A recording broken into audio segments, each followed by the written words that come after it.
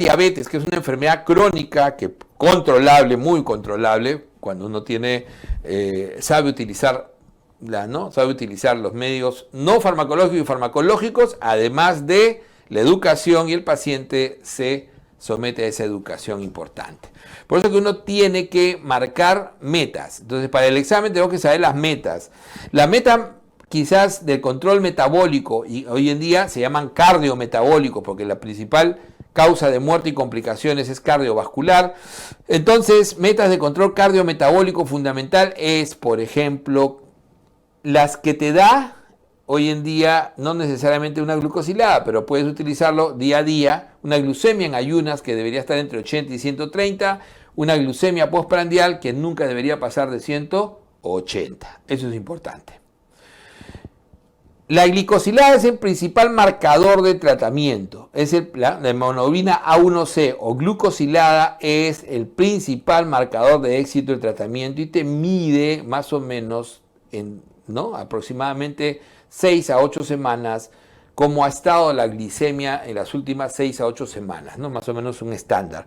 Entonces lo ideal es tenerlo en menos de 7%. Esto es clave. ¿Ok? Pregunta clave. Los de arriba también, ¿cuál es la glicemia en ayunas ideal? Entre 80, en un diabético entre 80 y 130. Tampoco es que pueda estar por debajo de 80 porque ya estamos muy cercanos a 70, que es hipoglicemia para un diabético, menos de 70. Y la postprandial no pasa de 180. Pero la glicosilada ideal es 6.5. Si te dicen, ¿cuál será el ideal? 6.5. ¿Cuál es el objetivo? Menos de 7. Menos de 7, no 7, menos de 7%. Ese es el objetivo del control cardiometabólico. Un colesterol total que no pase de 200, aunque el colesterol total no es, digamos, nuestro margen ideal de evaluación, como vamos a ver después, pero siempre se mide. Y el HDL idealmente por encima de 50, o sea, tener un HDL bueno. Acuérdense que el HDL, el colesterol HDL es el colesterol que no entrega a la placa, no se entrega a la placa, es el que está recogiendo el colesterol que viene en los tejidos y no lo va a soltar. Entonces, ese es el buen colesterol, el no aterogénico. Un LDL, que es puede ser el aterogénico cuando se oxida y que debe ser menor de 100, menor de 70 cuando ya es prevención secundaria, si ya tuvo infarto, ya tuvo enfermedad cerebrovascular. Triglicéridos idealmente en menos de 150 es parte de todo este control cardiometabólico. Y una presión arterial que esté por debajo de 140/80 y 130 cuando hay enfermedad renal. Idealmente cuando hay enfermedad renal. ¿Ok? Entonces, ahí eso es clave. Entonces, esas son las metas de control cardiometabólico. A un paciente cuando va a empezar tratamiento, además, ¿qué debes pedirle? Debes pedirle perfil hepático, debes pedirle fondo de ojo, electrocardiografía, siempre basal, ecocardio idealmente, pedirle un test de monofilamento para medir neuropatía en miembros inferiores. Se llama test de monofilamento. ¿Ok? Test de monofilamento. Entonces, eso es lo que se hace desde el inicio en un paciente diabético. Microalbuminuria, examen de orina, microalbuminuria, depuración de creatinina, incluso ecografía renal. Es parte de todo el proceso de lo que es establecer el basal de estudio de un paciente con diabetes. Lo estamos mencionando, ¿ok? Pero estas son las metas de control cardiometabólico. Entonces el tratamiento empieza por algo que habíamos hablado cuando vimos obesidad y síndrome metabólico. Le decía, no se lo voy a repetir en extenso, pero ahí está. Lo primero, cambios de estilo de vida. Eso significa dieta, ejercicio y disminución de peso. Ya tenemos los mismos parámetros, Los mismos parámetros, lo repetimos rapidísimo, La dieta, idealmente 1500 a 1800, disminuir por lo menos en 500, el basal, el ejercicio, no menos de 30 minutos diarios, no menos de 150 a la semana, 150 minutos a la semana, idealmente 1 hora diaria, y la disminución de peso es fundamental. Y entonces, el fármaco a utilizar siempre es, en el diabético tipo 2, es metformina. Diabético tipo 1, insulina. Diabético tipo 2, metformina. Entonces la metformina, que se suele disminuir entre 1 a 2, la hemoglobina glicosilada, esto de acá voy a ponerlo en todos para que más o menos sepan, ¿no?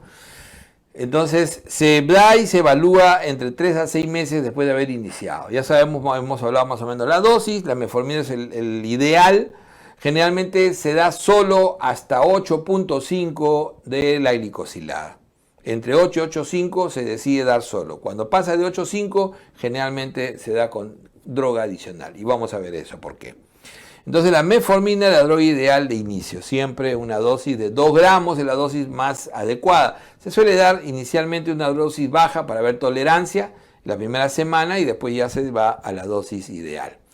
El segundo fármaco se suele utilizar cuando hay, como decíamos, más allá de 1.5 o más del objetivo. El objetivo es 7, o sea, en realidad 6.9, ¿no es cierto? Entonces, súmale tú 1.5, estás hablando de 8.4. O sea, con 8.5% ya deberías darle un segundo fármaco. Con 8.5% ya deberías desde el inicio darle un segundo fármaco. Entonces, y si tu paciente, después de que le diste metformina, todavía está en 1.5 por arriba, entonces deberías darle un segundo fármaco. El segundo fármaco se escoge de acuerdo al tipo de paciente. Según la guía nacional, sería siempre sulfonilurea. No te da otra opción. ¿Ok? O sea, no quiere que pienses ni tampoco quiere que gastes. Entonces, no te da otra opción la guía nacional, ¿no? Ojo que no es muy antigua, es 218, pero así está. Y está hecha por endocrinólogos. ¿Ok? Entonces, 1.5 el objetivo y ¿qué es lo que la ciencia te dice? ¿Cuáles son los fármacos que deberías escoger? Como segunda droga asociada a la metformina, un paciente que tiene enfermedad cardiovascular, ¿no? Un paciente que tiene establecido una enfermedad cardiovascular, sea cerebrovascular, arterial periférica o especialmente cardíaca, lo ideal es darle un GLP-1 agonista, un incretino mimético tipo exenatide, liraglutide o un inhibidor de la SGLT2. ¿Por qué subrayo más el inhibidor SGLT2? Obviamente que es 1/5 del costo de lo que es un incretino mimético. Entonces, el ideal para acompañar a un paciente con enfermedad cardiovascular hoy en día es sumarle a metformina una gliflozina, o sea, un inhibidor de la SGLT2 o un incretino mimético. O sea, estamos hablando de un agonista del receptor de incretinas, GLP-1-RA, ¿no es cierto? Exenatide, liraglutide. Si el paciente lo que tiene es ya insuficiencia cardíaca, o sea, ya tiene, no solamente con no tiene ya con falla cardíaca, es un paciente que tiene insuficiencia cardíaca establecida, ahí sí, a ojo cerrado, solo ¿no? Inhibidor de SGLT2. Ahí sí, a ojo cerrado, inhibidor de SGLT2. Si es insuficiencia cardíaca, siempre se va a beneficiar. Recuerden que los inhibidores de la SGLT2 incluso son fármacos dentro del arsenal de manejo de ICC, aún no tenga diabetes el paciente, así que es un fármaco útil. Difícil control, es un paciente que no controlas un paciente que a pesar de todos los ajustes que hagas, el paciente siempre tiene difícil control, sobrepasa hasta alrededor de 9, cerca de 9. La sulfoniluria, si no hay contraindicación, hipoglicemia, ¿no? Baja de peso,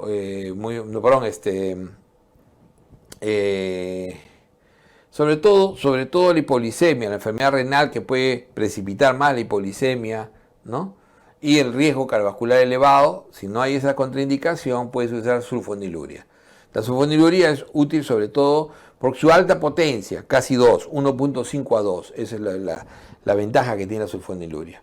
Un paciente con obesidad, obviamente que, claro, los cambios de estilo de vida es fundamental, pero si tú dices con qué fármaco se beneficiaría como segunda droga, además de que es un gran obeso, liraglutide, pranlitide, ¿no es cierto? El pranlitide, especialmente en niños, y el liraglutide, o sea, los incretino miméticos. ¿Por qué insulina de un inicio? Y ahí viene la clave. O sea, siempre habíamos dicho que con 10 o más, o cuando tiene más de 300 desde el inicio como glucosa basal, definitivamente ese paciente debe ir a insulinoterapia. Un paciente que tiene clínica de hiperglicemia, no estamos hablando de nublamiento visual, de candidiasis, no. Estamos hablando de los síntomas de hipoglicemia son sed, polidipsia, las 4 P. Es el paciente que viene, doctor, yo orino a cada rato, todos los días. Esos pacientes están muy descompensados. Esos pacientes deberían siempre iniciar con insulina. Entonces la insulina de inicio es un buen... Ojo que la insulina baja hasta 3. O sea, el rango de insulina es de 1,5 a 3. ¿No? El riesgo de hipoglicemia puede ser mayor si es que se utiliza mal, pero en realidad se puede controlar bien porque se titula y el paciente sigue una buena dieta. Entonces, la insulina de inicio, sobre todo cuando tienes una glicosilada mayor de 10%. Cuando tienes una glucosa inicial mayor de 300. Cuando el paciente tiene un estado catabólico, entonces el paciente está bajando de peso, está muy desnutrido, ¿no? Adicionalmente, cuando tiene lo que decíamos, los síntomas de hiperglucemia, sobre todo, ¿no? Poliuria, polidipsia, sobre todo ellos, ¿no? Esos dos. La gestacional. Idealmente gestacional, se puede utilizar hoy en día metformina, pero lo ideal es utilizar mejor insulina, es mejor. El paciente con enfermedad renal crónica, ¿por qué? Porque el riesgo de hipoglicemia con otros fármacos es más alto de complicaciones. Acuérdense que metformina no lo puedes usar por debajo de 30 de depuración. Sulfonilureas no se recomienda, el riesgo de hipoglicemia es muy alto. Todos los demás tienen mayor riesgo y tienen que ser ajustados y el ajuste es un ajuste empírico. Entonces, por eso, en cambio, con la insulina se puede titular muy bien, ¿no?, las horas y las cantidades para poder hacer un buen control metabólico. Entonces, en RC es ideal.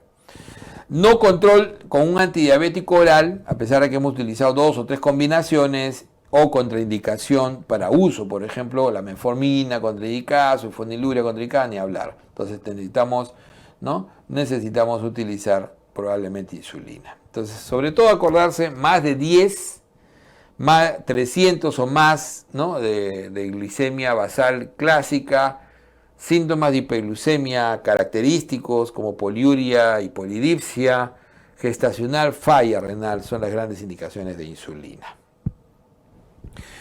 ¿Qué más deberíamos darle a un paciente diabético? La terapia complementaria, además del control metabólico. Obviamente el riesgo cardiovascular incrementado obliga a darle estatinas. Todos los diabéticos de 40 a 75 años deben utilizar estatinas, así sea moderado, incluso de alta intensidad. Vamos a ver eso después al final de este día, porque el riesgo es muy alto, incluso como prevención primaria. Estamos hablando de prevención primaria, porque prevención secundaria tampoco hay duda. O sea, esto tiene que quedar claro. El momento que te dices diabético, ya definitivamente vas a darle estatina, salvo que pase los 75 años o tenga menos de 40. Cuando es menos de 40, se juega con el riesgo con la calculadora de riesgo cardiovascular. Después vamos a hablar de eso al final. La aspirina es muy útil darle incluso como prevención primaria a los pacientes que tienen alto riesgo cardiovascular y más de 50 años, siempre y cuando no tengan contraindicaciones para el uso de aspirina. Y la cirugía bariátrica es una cirugía que puede corregir la hiperglicemia en muchos pacientes, siempre y cuando se pueda mantener. La cirugía bariátrica requiere todo un proceso de seguimiento y de dieta estricta, no es solamente la cirugía. Ya hemos hablado de cirugía bariátrica, ya sabemos que los que son mayores de 40 IMC, definitivamente 40 o más, no 50 ya no, y los que tienen mal control de diabetes, incluso con obesidad tipo 2. Recuerden que la obesidad tipo 2 es de 35 a 39.9.